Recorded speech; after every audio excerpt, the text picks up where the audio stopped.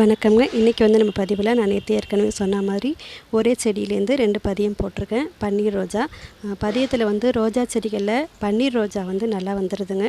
இதை வந்து அனுபவபூர்வமாக தெரிஞ்சிருக்கேன். நானும் மற்ற ரோஜாக்கள் ட்ரை பண்ணும்போது எனக்கு அந்தளவு சக்ஸஸ் ஆகலை.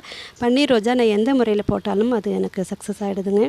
நாட்டு வெரைட்டிங்கிறதுனால இது வந்து தாய் செடியிலேருந்து அப்படியே வளைச்ச பதியம் போட்டு உங்கள்கிட்ட காமிச்சிருந்தேன். போன வாரம் இல்லை அழகாக பேபி பிங்க் பன்னீர் ரோஸ் பூத்துருந்துச்சு, அதையும் உங்கள்கிட்ட காமிச்சிருந்தேன் இல்லைங்களா. அதுக்கப்புறம் கிளையை உடச்சும் வச்சுருக்காங்க, அதுவும் நல்லா வந்துகிட்ருக்கு பாருங்கள். அழகாக வந்துகிட்ருக்கு பாருங்கள். ஒரு இட்லி பூ செடியில் வச்சேன்.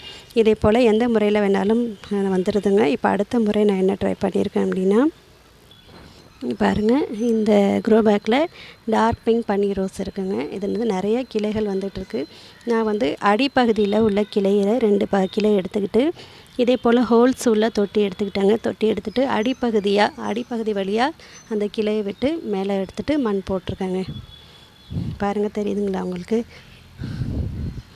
இதே போல் பதியம் இப்போ வச்சுருக்கேன். இதுலேருந்துட்டு தளிர்கள் வந்துடுச்சு அப்படின்னா நம்ம போட்ட பதியம் வந்து சக்ஸஸ் ஆகிடுச்சு அப்படிங்கிறது அர்த்தம்.